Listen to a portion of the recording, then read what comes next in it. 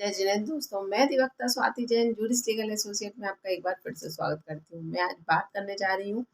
498 के केस को लेकर, जहां हम नॉर्मली देखते हुए चले आ रहे हैं कि महिला का सिंपल टारगेट होता है कि अगर परिवार में कोई भी उसके मन का कार्य नहीं हो रहा है या जरा भी वाद विवाद होता है तो रूठ कर मायके चले जाना और 498 का केस कर देना और परिवार के सदस्यों का नाम ऐड कर देना। ये आज की तारीख में महिलाओं का सिंपल टारगेट है और अगर जरूरत पड़े तो दूर रह रहे ननद नंदेव का नाम भी ऐड कर देना और भाई भाभी का नाम भी ऐड कर देना। लेकिन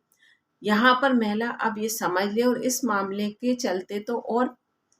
अच्छे से समझ ले कि अब ऐसी मनमानी नहीं चलेगी, क्योंकि अगर महिला के द्वारा इस तरह का कोई भी कार्य किया जाएगा तो वह किसी भी प्रकार से सुनने योग्य नहीं होगा। और यही मामला है मध्य प्रदेश हाई कोर्ट का। नाम इसमें गोपनीय रखने के लिए कहा गया है, इसलिए मैं नाम आपको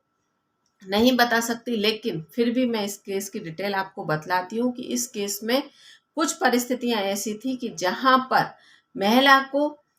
सिर्फ और सिर्फ सास के द्वारा घर के काम को लेकर कई प्रकार से आपत्ति जताई जाती थी। लेकिन अगर आप उन घर के कामों को लेकर डिटेल में जानेंगे तो वह कार्य किसी भी प्रकार से आपत्तिजनक नहीं है, क्योंकि परिवार में अगर सदस्य हैं तो उनका मिलजुल कर कार्य करना या एक दूसरे पर डिपेंड होना किसी भी प्रकार से उचित नहीं है और एक दूसरे से डिस्कस करना भी अनुचित नहीं है। तो यहाँ पर आप ये बात समझ लीजिए कि इस केस में कुछ ऐसा ही होता है कि जहाँ सास के द्वारा कार्य में आपत्ति जताई जाती है तो महिला के द्वारा इस बात को लेकर एफआईआर दर्ज कराई जाती है और साथ ही महिला के द्वारा ये कहा जाता है कि मेरे सास के द्वारा हम पति पत्नी मतलब पति पत्नी के बीच के वाद विवाद में सास इंटरफेयर नहीं करती। तो इस बात पे महिला को कहीं ना कहीं ये लगता है कि सास के द्वारा सपोर्ट किया जा रहा है या सास हमारे मैटर में क्यों नहीं बोलती, उन्हें बोलना चाहिए। इसके बिहाफ पर महिला के द्वारा 498 का केस किया जाता है। लेकिन यहाँ पर जब इस एफआईआर को हाई कोर्ट में चैलेंज किया जाता है, मतलब इस एफआईआर को पेश कराने के लिए सीआरपीसी 482 का सहारा लेकर हाई कोर्ट में चैलेंज किया जाता है और हाई कोर्ट में चैलेंज करने के बाद ये सारे पक्षों को रखा जाता है कि यहाँ पर महिला के द्वारा ये कहना है कि उसकी सास के द्वारा इनकी लाइफ में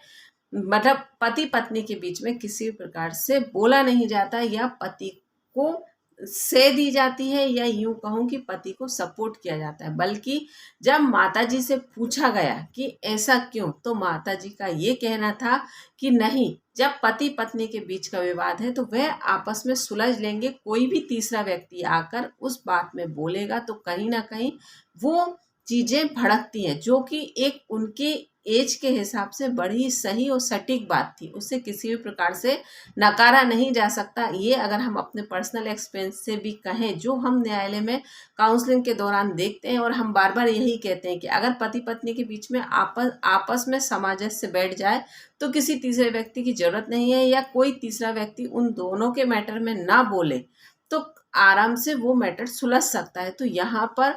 माताजी इस पॉइंट ऑफ व्यू को लेकर उनके मैटर में नहीं बोलती थी, जो कि बहू को गलत लगता था और बहू के घर के कामों में कुछ आपत्तियां जताई जाती थी। तो यहाँ पर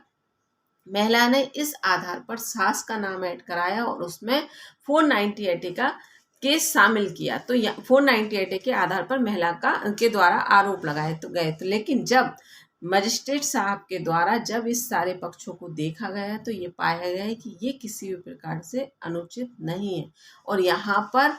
उनके द्वारा कहा गया है कि ये किसी भी प्रकार से 498 की कैटेगरी में नहीं आता और कहा गया कि अगर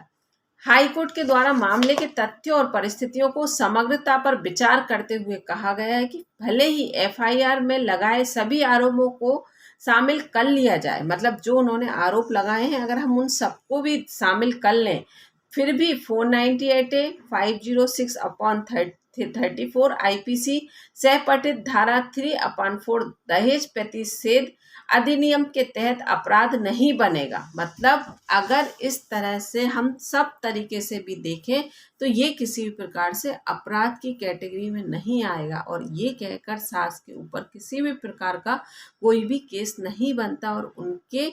उनके बहू के द्वारा जो एफआईआर की गई थी उसको निरस्त कर दिया गया है। तो यहाँ पर आप ये बात समझ लीजिए कि अगर महिलाएं अब ये सोचती हैं तो सब पॉइंट ऑफ व्यू से देखा जाएगा, और अगर आप इस तरह के आरोपों को लेकर 498 का केस करती हैं तो वह किसी भी प्रकार से जायज़ और उचित नहीं होगा। अगर वीडियो अच्छा लगा हो तो मैं आपसे रिक्वेस्ट करूँगी कि वीडियो को लाइक, चैनल को सब्सक्राइब जरूर कीजिएगा ताकि मेरे आने वाले वीडियो की नोटिफिकेशन आपको मिल सके।